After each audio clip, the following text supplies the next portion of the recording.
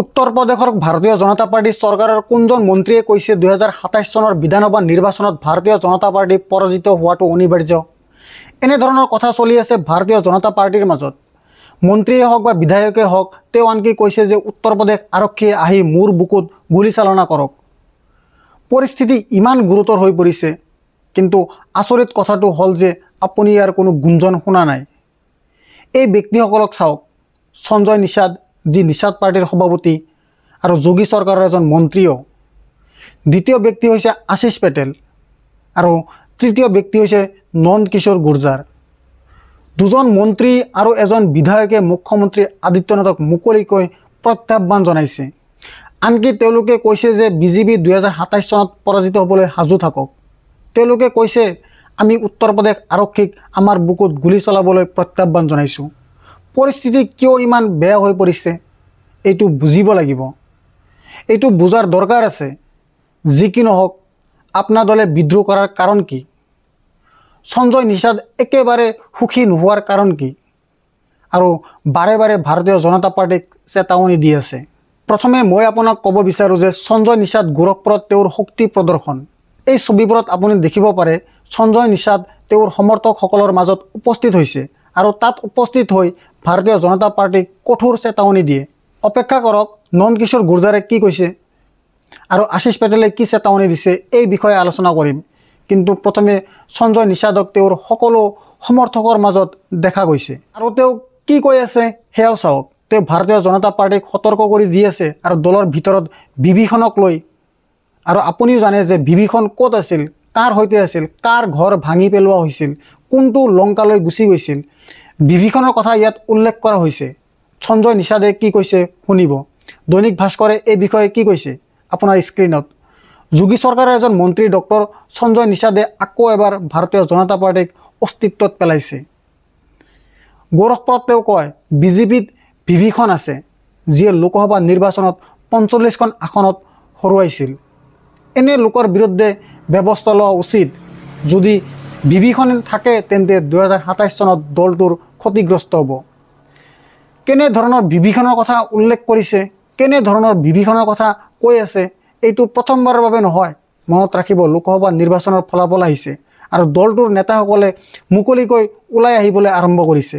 তেওঁ কয় যে যদি 2027 চনৰ আগতে হস্তক্ষেপ কৰা নহয় তেন্তে ভাৰতীয় জনতা পাৰ্টি পৰাজয় হোৱাটো নিশ্চিত। গোৰখপুৰত সঞ্জয় নিষাদে কি কৈ আছিল শুনিব। তেওঁ কয় যে বহুতো আসন বিজেপিৰ আছিল, কেনেকৈ পৰাজিত হ'ল। সেই আসনবোৰ বিভীষণেই হৰুৱাইছে। এই লোকসকলে মুখ্যমন্ত্ৰীৰ ৰাজ্যিক সভাপতিয়ে সাধাৰণ সম্পাদক আৰু গৃহমন্ত্ৰীক বিপথে পৰিচালিত কৰিছে। বিপথে পৰিচালিত কৰে। অৱশ্যে তেওঁ বিভীষণ কাক কৈছে এইটো স্পষ্ট কৰা নাই। সঞ্জয় নিষাদৰ নিষাদ পাৰ্টি উত্তৰ প্ৰদেশৰ NDAৰ সহযোগী পাৰ্টি। ইয়াৰ পূৰ্বে সঞ্জয় নিষাদে বৃহস্পতিবাৰে মত বিজেপিক সতৰ্ক কৰি দিছিল। যদি মাল্লা সম্প্ৰদায় সংৰক্ষণ নাপায় তেন্তে চৰকাৰৰ অধ্যক্ষ কাঢ়ি লোৱা হ'ব। প্ৰশ্ন এইটো, সঞ্জয় নিষাদে বাৰে বাৰে কৈ আহিছে, সেয়া হ'ল চৰকাৰ সলনি হ'ব, বিজেপি নিশ্চিতভাৱে পৰাজয় হ'ব, নিশ্চিতভাৱে পৰাজিত হ'ব। তেওঁলোকে ফিল্ড প্ৰস্তুত কৰি আছে নেকি ভাৰতীয় জনতা পাৰ্টি ওলাই গৈছে কাৰণে? আপোনাৰ দল আৰু বিজেপিৰ মাজৰ দূৰত্ব ইতিমধ্যে বাঢ়ি আছে আৰু এনে পৰিস্থিতিত নিষাদ পাৰ্টিৰ মুৰব্বীয়ে বাৰে বাৰে এই কথা কোৱা। যি চৰকাৰৰ এজন মন্ত্ৰী এনেকুৱা নহয় যে তেওঁক বাহিৰৰ পৰা সমৰ্থন দি আছে। ইয়াৰ অৰ্থ কি? যদি আপোনাৰ দলৰ কথা কওঁ তেন্তে ভাৰতীয় জনতা পাৰ্টি আৰু আপোনাৰ দলৰ মাজৰ উত্তেজনা ইমানেই বৃদ্ধি পাইছে যে দলৰ নেতা তথা চৰকাৰৰ মন্ত্ৰী আশীষ পেটেলে কৈ আছে যে উত্তৰ প্ৰদেশ আৰক্ষীয়ে আপুনি ভৰিত গুলী মাৰে আৰু মোৰ বুকুত গুলী কৰক। আশীষ পেটেলে এইটো কিয় কৈ আছে এই বিষয়ে আলোচনা কৰিম, কিন্তু তেওঁ কেনেধৰণৰ চেতাৱনী দি আছিল শুনিব। लेकिन मैं एसटीएफ को भी बता देना चाहता हूं, तुम्हारा नाम स्पेशल टास्क फोर्स है ना, तो मेरा नाम आशीष पटेल है। तुम पैर पे गोली मारते हो ना, औकात हो तो सीने पे मेरे गोली मार के दिखाओ।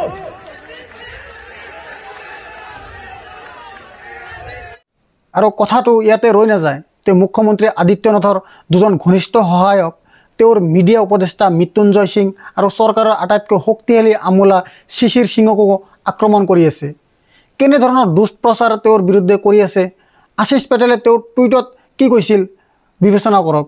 কেনেকৈ তেওঁৰ বিৰুদ্ধে এটা প্ৰচাৰ চলোৱা হৈছে বিশেষকৈ এই টুইটাৰৰ দ্বিতীয় অংশত তেওঁ মুখ্যমন্ত্ৰী আদিত্যনাথৰ নিকটতম শিশিৰ সিং আৰু মৃত্যুঞ্জয়ক আক্ৰমণ কৰে। তেওঁৰ টুইট, উত্তৰ প্ৰদেশ চৰকাৰৰ মিডিয়া উপদেষ্টা মৃত্যুঞ্জয় সিং আৰু তথ্য সঞ্চালক শ্ৰীযুত শিশিৰ সিঙে আপোনাৰ পৃষ্ঠপোষকৰ পৰা ক্ষমা বিচাৰিবলৈ ৰাজ্যিক তথ্য বিভাগৰ 1700 কোটি টকাৰ বাজেটৰ অপব্যৱহাৰ কৰিব পাৰে। আপুনি আপোনাৰ পৃষ্ঠপোষকতা কৰা পুতলাবোৰত চাবি ভৰি প্ৰতিদিনে ধৰ্ণা কৰিব পাৰে, কিন্তু আপুনি ওলাই আহি যুঁজ দিব নোৱাৰে। আপুনি যিমানেই মিছা কথা প্ৰচাৰ নকৰক, মানুহে সত্যটো জানে। আপুনি মোৰ শেহতীয়া সভাবোৰৰ সত্যতাও জানে। যদি সাহস আছে, আপোনালোকে দুয়ো এখন সংবাদ মেল অনুষ্ঠিত কৰি প্ৰমাণ কৰক যে মোৰ বিভাগত পদোন্নতিৰ ক্ষেত্ৰত অনিয়ম হৈছে। আৰু প্ৰধান সচিব শ্ৰীযুত এম দেৱৰাজেও এই অনিয়মত জড়িত হৈ আছে। পৰ্দাৰ পিছফালে খেল বহুত হৈছে, পৰ্দাৰ পিছফালে বহুত খেল হৈছে। মোক সীমা অতিক্ৰম কৰিবলৈ জোৰ নকৰিব। যদি সীমা অতিক্ৰম কৰোঁ, ই বহু দূৰলৈ যাব। ডাঙৰ প্ৰশ্নটো হ'ল, বিষয়টো কিয় ইমান দূৰলৈ আহিল? মনত কৰক, এই মঞ্চতে মই সমগ্ৰ বিতৰ্কটো আপোনাৰ সন্মুখত উপস্থাপন কৰিছিলোঁ। বিষয়টো হ'ল প্ৰায় 250জন শিক্ষকৰ নিযুক্তি, আৰু অভিযোগটো হৈছে যে আশিষ পেটেলে এই নিযুক্তিত 25 লাখ টকা লৈছিল। আমোদজনক কথাটো হ'ল যে সমাজবাদী পাৰ্টিৰ নেতা পি পেটেলে এই অভিযোগ উত্থাপন কৰা নাই। মুখ্যমন্ত্ৰী আদিত্যনাথৰ অতি ঘনিষ্ঠ বিজেপি বিধায়ক মীনাক্ষী সিঙে এই অভিযোগ উত্থাপন কৰিছিল। প্ৰথমে আপোনাৰ স্ক্ৰীণত অভিযোগটো কি আৰু মীনাক্ষীয়ে কি কৈছে শুনিব।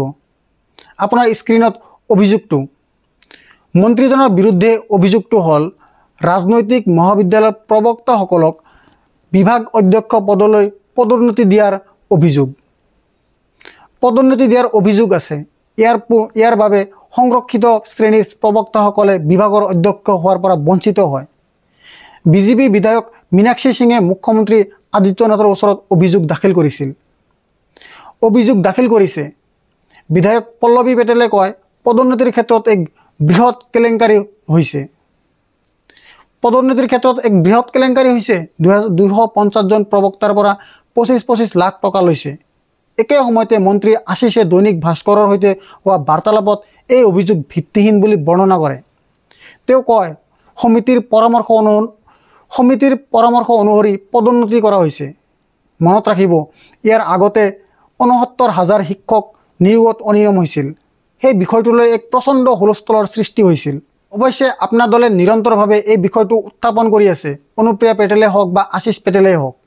আৰু তাৰ পিছত অনুপ্ৰিয়া পেটেলৰ বক্তব্য মনত ৰাখিব, য'ত তেওঁ ৰাহুল গান্ধীক সমৰ্থন কৰা দেখা গৈছে, য'ত তেওঁ কৈছিল যে জাতিগত জনগণনা হ'ব লাগিব। অৰ্থাৎ প্ৰতিদিনে মুখ্যমন্ত্ৰী আদিত্যনাথ আৰু ভাৰতীয় জনতা পাৰ্টিৰ সমস্যা বৃদ্ধি পাই আছে। কিন্তু এইটো ইয়াতে ৰৈ নাযায়। মই আপোনাক আশিষ পেটেলৰ অসন্তুষ্টিৰ বিষয়ে কৈছোঁ। সঞ্জয় নিষাদে গোৰখপুৰত কেনেকৈ বিদ্ৰোহী পতাকা উত্তোলন কৰিছে মই এইটো আপোনাক দেখুৱাইছোঁ। কিন্তু ভাৰতীয় জনতা পাৰ্টিয়ে যি ৰাজনীতিৰে ভোট লাভ কৰে, তাক দলৰ বিধায়ক নন্দ কিশোৰ গুৰ্জাৰে আক্ৰমণ কৰিছে। নন্দ কিশোৰ গুৰ্জাৰে কয় যে ৰাজ্যখনত 50,000 গৰু হত্যা কৰা হৈছে। হয়, মনত ৰাখিব যে এই বছৰৰ আৰম্ভণিতে এজন মুছলমানক গৰু কাটাৰ অভিযোগত হত্যা কৰা হৈছিল। আৰু এতিয়া পাৰ্টিৰ এজন নিজা বিধায়ক কৈছে যে দলৰ ভিতৰত কিছুমান আমোলা আৰু কিছুমান উপাদান আছে যিসকলে গৰু হত্যা কৰি আছে আৰু তেওঁৰ উপাৰ্জন খাই আছে। নন্দ কিশোৰ গুৰ্জাৰে কি কৈছে শুনিব। আৰু ইয়াত আকৰ্ষণীয় কথাটো হ'ল যে এইটোও কৈছে যে তেওঁক হত্যা কৰাৰ প্ৰস্তুতি চলাই আছে। ঠিক একেধৰণে আশিষ পেটেলে উত্তৰ প্ৰদেশ আৰক্ষীক প্ৰত্যাহ্বান জনাইছে। নন্দ কিশোৰ গুৰ্জাৰে কি কৈছে শুনিব। हिम्मत नहीं होती थी, आज हम दुखी हैं। हमारी सरकार में प्रतिदिन 50,000 गाय कट रही हैं, सारी गाय साफ कर दी गई। ये अधिकारी गाय का पैसा खा रहे हैं, इसका मतलब ये है सब लूट मची है, चारों तरफ लूट मची है। मुख्यमंत्री जी तक बात पहुंचे और इस सबके मुखिया चीफ सेक्रेटरी हैं, जो कमिश्नर बार बार आपसे नहीं कहते चिल्ला के, चीफ सेक्रेटरी साहब बैठे हैं, ऐसे 300 विधायक घूमते हैं, वो हमारी हत्या करा दें, इतनी ताकत है उनपे। भाई हमारी हत्या भी करा सकते हैं। आज जो मैं बोल रहा हूं इस बात पे, उसकी बात बाद में करूंगा, उसकी तैयारी भी कर चुके हैं। वो अपराधी 3 दिन में पकड़वा भी दूंगा मैं। अभी मैं उस पर लगा हूं ठंडे दिमाग से। 25 पिस्टलें 9mm की खरीदी जा चुकी हैं। बड़ी बात कह रहा हूं मैं, लेकिन ये बात बाद में करेंगे। फिलहाल हमारी आज की बात यह है कि भ्रष्टाचार प्रमाणित हुआ है, गाय कट रही है, ये बेचारा गरीब आदमी के बच्चे को बंद किया गया। तो हम कोई सीपी से हमारा बैर नहीं है, कोई चीफ सेक्रेटरी से हमारा कोई बैर नहीं है, ना हम कभी मिले हैं, ना बात करते हैं हम ज्यादा। हम जनता ভাৰতীয় জনতা পাৰ্টি উত্তৰ প্ৰদেশ চৰকাৰত চলি থকা আন্তঃকলা সন্দৰ্ভতো মন্তব্য কৰি থাকে অখিলেশ যাদৱে। আপোনাৰ স্ক্ৰীণত তেওঁৰ বিবৃতি।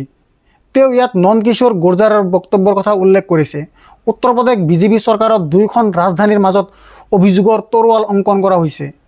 এজন বিজেপি নেতা, বিজেপি মন্ত্ৰী বা বিজেপি বিধায়কৰ কান্ধত বন্দুক ৰাখি দূৰৰ পৰা লক্ষ্য কৰি লৈছে। ক্ষমতাৰ বাবে এই টেগ অফ ৱাৰ জনতা আৰু চৰকাৰী কাম কাজ ৰৈ গৈছে। কৰ্তৃপক্ষই তেওঁলোকৰ ঘৰখনৰ জুইত তেওঁলোকৰ ৰুটি চেকি আছে। প্ৰকৃততে এই যুঁজৰ কাৰণ হৈছে দুৰ্নীতিৰ উপাৰ্জন, যিটো সকলোৱে একচেটিয়া কৰিব বিচাৰে। এতিয়া আনকি বিজেপিয়েও ক'ব লাগে যে আজি বিজেপিৰ প্ৰয়োজন নাই।